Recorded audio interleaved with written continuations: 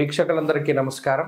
జనవరి నెల 26వ తారీఖు లగాయితూ ఫిబ్రవరి 1వ తారీఖు ఉండేటువంటి గ్రహగతుల ఆధారంగా ద్వాదశ రాసుల వారికి ఈ వారం ఏ విధమైనటువంటి శుభాశుభ ఫలితాలు కలగబోతూ ఉన్నాయో ఈ కార్యక్రమం ద్వారా తెలుసుకుందాం. కర్కాటక రాశి వారికి ఈ వారం సాధారణమైనటువంటి గ్రహస్థితి గోచరిస్తూ ఉన్నది. ఉన్నటువంటి గ్రహాలలో మేజర్ అంటే ఎక్కువగా గ్రహాలన్నీ కూడా ప్రతికూలంగా ఉన్నటువంటి పరిస్థితి. ఈ వారం చివరి నుండి అనగా ఫిబ్రవరి 2వ తారీఖు నుండి గురుని యొక్క వక్రగతి పోతుంది కాబట్టి అప్పటి నుండి గురుబలం వస్తుంది.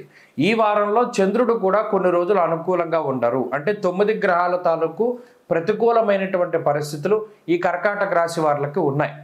కొన్ని సందర్భాల్లో చంద్రబలం అనుకూలత వల్ల మానసికంగా కొన్ని సంతోషకరమైనటువంటి వార్తలు వినడమో లేదా సంతోషకరమైనటువంటి సందర్భాల్లో మీరు కూడా పాలుపంచుకోవడమో జరుగుతూ ఉంటుంది. కానీ ప్రత్యేకించి ఇక్కడ వ్యయకుజుడు, అష్టమంలో ఉండేటువంటి శనేశ్వరుడు, సప్తమ రవి బుధులు, భాగ్యరాహు ప్రధానంగా ఇబ్బంది పెట్టేటువంటి గ్రహాలు. ఇటువంటి గ్రహస్థితి ఉన్నప్పుడు సాధారణంగా ఏదో ఒక రకమైనటువంటి సమస్య ఎక్కువగా పట్టి పీడిస్తూ ఉంటుంది. అనుకోకుండా ప్రయాణాలు చేయవలసి రావడము, అనుకోకుండా ఉన్న ప్రాంతాన్ని వదిలిపెట్టి వెళ్ళవలసి రావడము, అలాగే మీ యొక్క కుటుంబ సభ్యులకి ఏదో ఒక అనారోగ్య సంబంధమైనటువంటి బాధలు ఎక్కువగా ఉండడము, వారి ద్వారా మీకు కొంత మానసిక అశాంతి ఉంటూ ఉండడం, ఏ పని చేసుకోలేకపోతూ ఉండడం, ఇంట్లో పరిస్థితులు అలా ఉన్నాయి కదా, నేను ఎలా ఆనందంగా ఉండగలను అనేటువంటి పరిస్థితుల్లో మీ ఆలోచనలు అవి ఉంటాయి. అలాగే ఏ పని మొదలుపెట్టినా కూడా దానిలో ఖర్చు ఎక్కువగా ఉంటుంది. ఆ పని ముందుకు వెళ్ళదు. ఎంత మనం ఖర్చు పెట్టి ఒక పని పూర్తి చేద్దామన్నా ఆ డబ్బు అలా పోతూ ఉంటుంది, కానీ ఆ పని మాత్రం ముందుకు వెళ్ళదు. నానా కార్య విరోధశ్చాత్ అన్నది శాస్త్రం. ఈ సమయంలో ఎటువంటి కొత్త పనులు కూడా ప్రారంభం చేయకుండా ఉండడం చెప్పదగినటువంటి సూచన. ఒకవేళ కంపల్సరీగా ఏదైనా ఒక పని చేయవలసి వస్తే అప్పుడు కొంత వాయిదా పద్ధతుల్లో ముందుకు వెళుతూ ఉండాలి.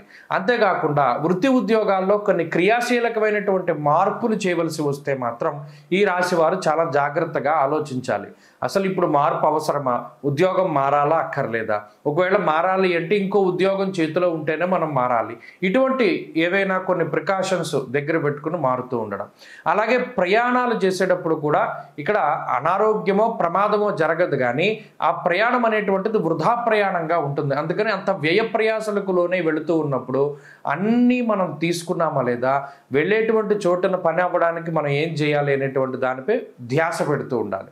కాబట్టి ఇక్కడ ఏంటి అంటే కాలం వ్యర్థంగా పోతూ ఉంటుంది. శ్రమ అనవసరంగా మనం ఎక్కువగా శ్రమ పడవలసి వస్తుంటే డబ్బు ఎక్కువగా పోతూ ఉంటుంది. ఈ 3 విషయాలు ఈ వారంలో కనబడుతూ ఉంటాయి.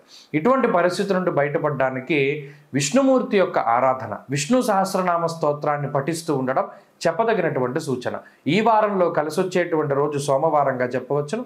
అదృష్ట సంఖ్య 4, అదృష్ట వర్ణము తెలుపు.